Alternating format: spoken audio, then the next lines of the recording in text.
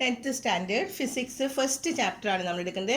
Effects of electric current, വൈദ്യുത പ്രവാഹത്തിൻ്റെ ഫലങ്ങൾ. അതിൽ 5 ഭാഗം നമ്മുടെ കഴിഞ്ഞു. ഇത് 6ാമത്തെയാണ്. നമ്മളിപ്പോൾ കഴിഞ്ഞ ക്ലാസ്സിൽ നമ്മൾ പറഞ്ഞത് 2 തരം റെസിസ്റ്റൻസ് ആണ്. സീരീസ് കണക്ഷനിൽ റെസിസ്റ്റൻസ് 2 രീതിയിൽ വെക്കുന്നു പറഞ്ഞു അല്ലേ. ഒന്ന് സീരീസ് കണക്ഷനും അടുത്തത് പാരലൽ കണക്ഷനും. അതിൻ്റെ ഇക്വേഷനും നമ്മൾ പഠിച്ചതാണ്. അത് വെച്ച് നമ്മൾ പ്രോബ്ലംസ് ചെയ്യലാണ് ഈ ക്ലാസ്സിൽ നമ്മൾ ചെയ്യുന്നത്.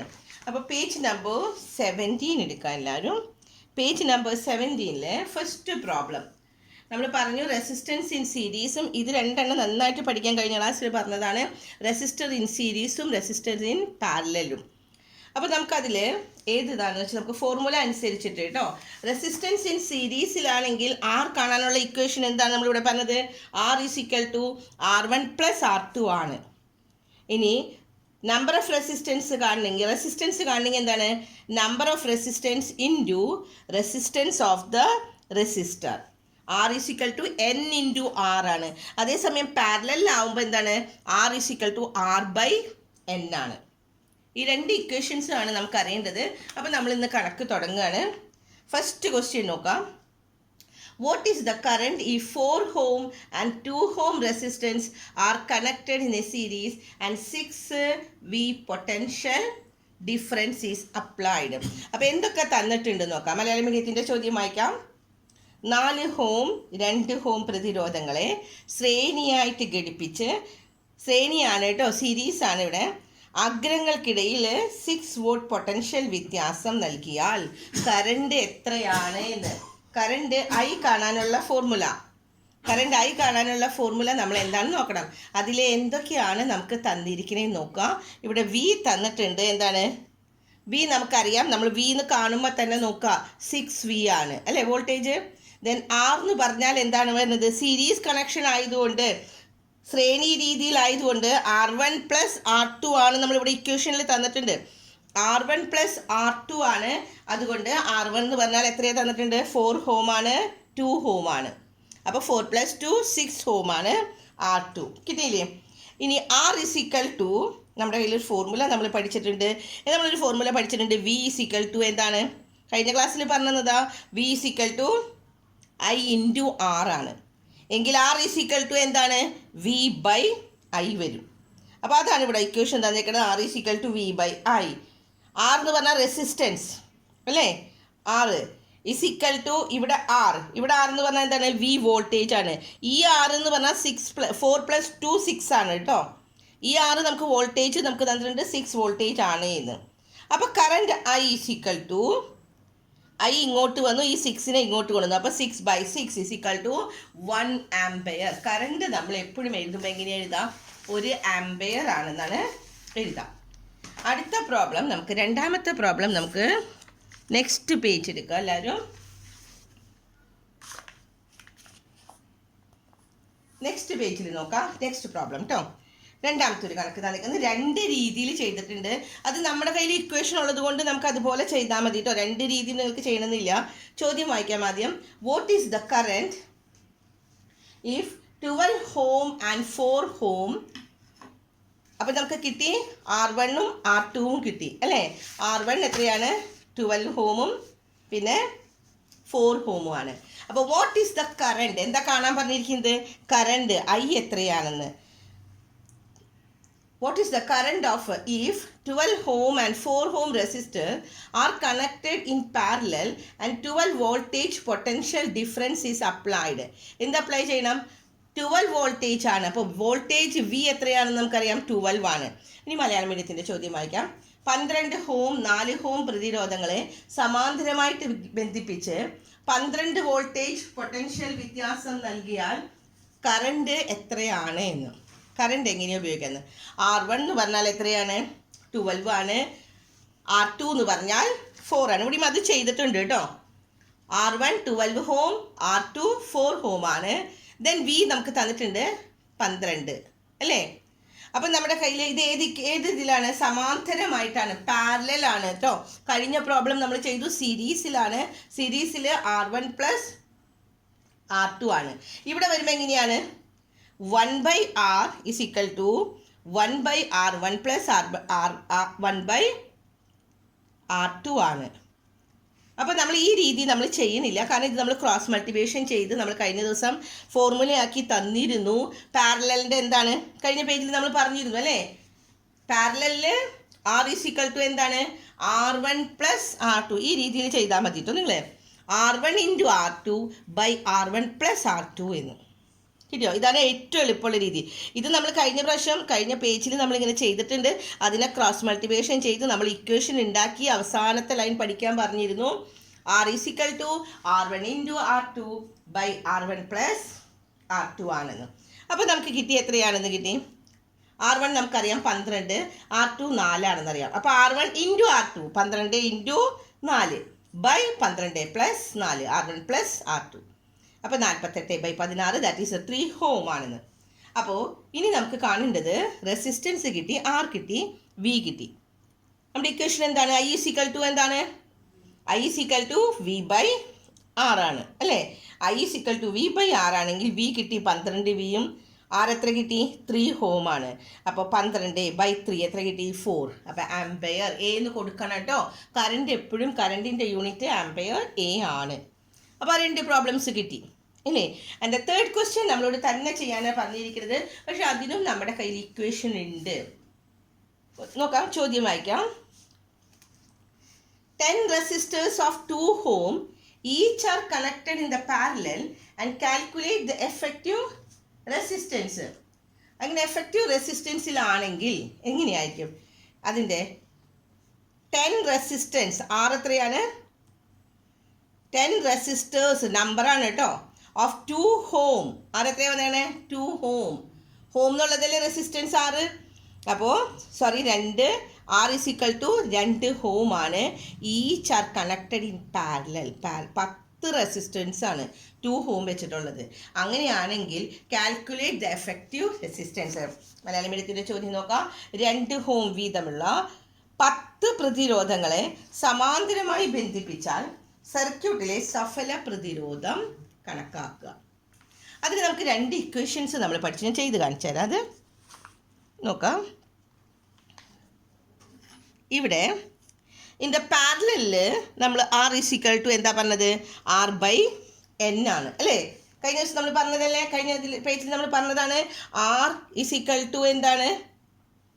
നമുക്ക് ഇക്വേഷൻ തന്നിട്ടുണ്ട്. R എന്ന് പറഞ്ഞാൽ എന്താണ്? R/N ആണ് അല്ലേ? അപ്പോൾ ഇതിൽ നമുക്ക് എന്താ ഇക്വേഷൻ തന്നിരിക്കുന്നത്? സീരീസിൽ N × R ആണ്. N × R ആണ്. അപ്പോൾ രണ്ടിൻ്റെയും കാണാൻ പറഞ്ഞിട്ടുണ്ട്. 2 ഫോർമുല വെച്ച് നമുക്ക് കാണണം. അപ്പോൾ ഇൻ ദ പാരലൽ ഇങ്ങനെ എഴുതണം നിങ്ങൾ. പാരലൽ സീരീസിൽ എന്താണ്? R = ഇക്വേഷൻ എഴുതാ R/N ആണ്. R/N എന്ന് പറഞ്ഞാൽ 2 Ω. R എന്ന് പറഞ്ഞാൽ 2 Ω അല്ലേ? /N നമ്പർ, എണ്ണം എത്രയാണ്? 2/10. 2/10 എന്ന് പറയുമ്പോൾ എത്രയാണ്? 0.2 Ω ആണ് ഇതിൽ എഫക്റ്റീവ് റെസിസ്റ്റൻസ്. എഫക്റ്റീവ് റെസിസ്റ്റൻസിന് ക്യാപിറ്റൽ ലെറ്റർ R നമ്മൾ കൊടുത്തിരിക്കുന്നത് കേട്ടോ. ഇനി രണ്ടാമത്തെ സീരീസിൽ R എത്രയാണ്? രണ്ടാമത്തെ സീരീസ് ആയിട്ടാണ്. ആദ്യത്തെ നമ്മൾ പാരലൽ ആയിട്ട് കാണണം. രണ്ടാമത്തെ സീരീസ് ആയിട്ട് കാൽക്കുലേറ്റ് ദ എഫക്റ്റീവ് റെസിസ്റ്റൻസ്. രണ്ടിലും നമ്മളോട് പറഞ്ഞിട്ടുണ്ട് കേട്ടോ. അപ്പോൾ റെസിസ്റ്റൻസ് പാരലലിൽ ചോദിച്ചിട്ടുണ്ടെങ്കിൽ അത് മാത്രം ചെയ്താൽ മതി. ഇനി സീരീസിലും കൂടി ചോദിച്ചിട്ടുണ്ടെങ്കിൽ നമുക്ക് എന്താണ്? N × R ആണ്. ഇതിൽ R/N. R-ഉം N-ഉം നമ്മുടെ കയ്യിലുണ്ട്. അപ്പോൾ 2/10 തന്നിട്ടുണ്ട്. ഇവിടെ R = എന്താണ്? N × R. That is 10 × 2 20 Ω. അപ്പോൾ 10 റെസിസ്റ്റൻസ് 2 Ω ഉള്ള 10 റെസിസ്റ്റൻസ് പാരലലായിട്ട് വരുമ്പോൾ എത്രയാണ്? പാരലലായിട്ട് വരുമ്പോൾ എത്രയാണ് എഫക്റ്റീവ് റെസിസ്റ്റൻസ്? 0.2 ആണ്. ഇനി അത് സീരീസിലാണെങ്കിൽ എത്രയായിരിക്കും? നമുക്ക് സീരീസാണ് ചോദിച്ചിരിക്കുന്നതെങ്കിൽ നിങ്ങൾ ഇങ്ങനെ ചെയ്യണം. 10 × 2 ദാറ്റ് ഈസ് ദ 20 Ω ആണ്. ഇനി നമുക്ക് അടുത്ത പേജിൽ നോക്കാം. ഇവിടെ ഈ പേജിൽ തന്നെ വരുന്നത് ഈ ഒരു ഇത് മാത്രം പഠിച്ചാൽ മതി കേട്ടോ. ഇവിടെ ഒന്ന് മനസ്സിലാക്കാനുള്ളൂ. Why it is stated in the Joule. അപ്പോൾ ഇത്രയും നമ്മൾ പഠിച്ചത് നമുക്ക് മനസ്സിലായി. 2 തരം കണക്ഷൻസ് പറഞ്ഞത് അല്ലേ? സീരീസ് കണക്ഷനും പാരലൽ കണക്ഷനും. അപ്പോൾ Y it is stated in the Joule's law that heat is directly proportional to resistance only when the current and time are constant.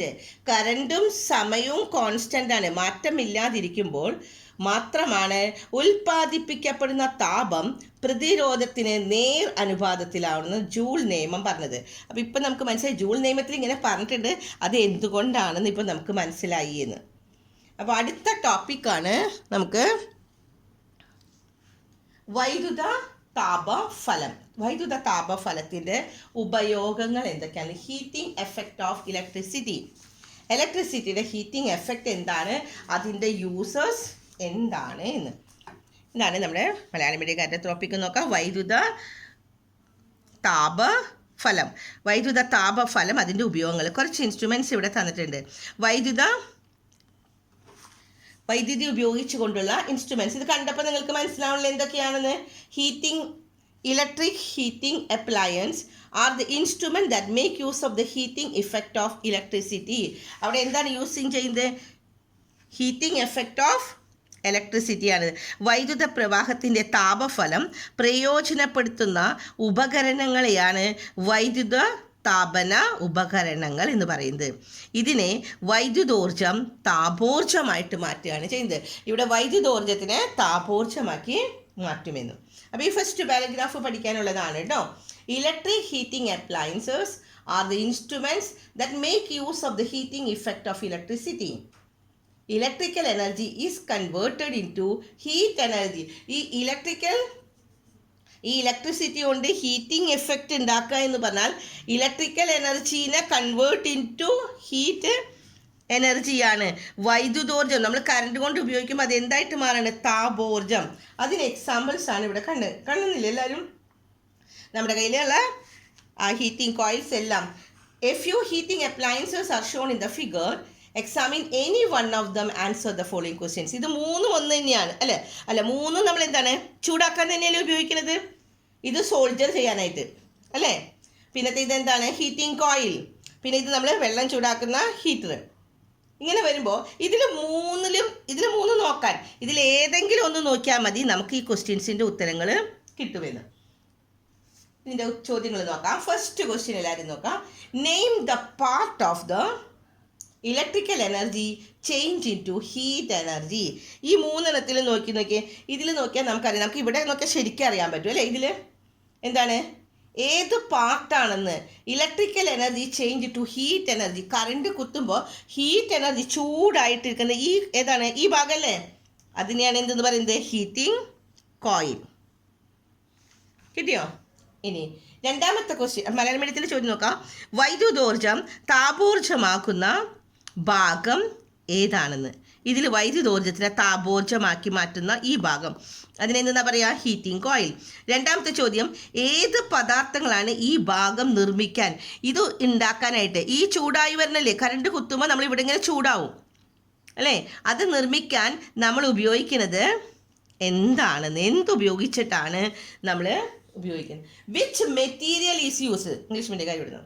Which material is use to make this part? ഈ part ഉണ്ടാക്കാനായിട്ട് ഏത് മെറ്റീരിയലാണ് ഉപയോഗിക്കുന്നതെന്ന്? Nichrome. എഴുതി വയ്ക്കുക കേട്ടോ. ഏതാണ് ഇവിടെ ഉപയോഗിക്കുന്നത്? നിക്രോമാണ്. ഹീറ്റിംഗ് കോയിലാണ് ചൂടാവണത് അല്ലേ? അവിടെ നമ്മൾ ഉപയോഗിക്കുന്നത് എന്താണ്? നിക്രോമാണ്. അടുത്തത് മൂന്നാമത്തെ question. What are the peculiarities of such substances?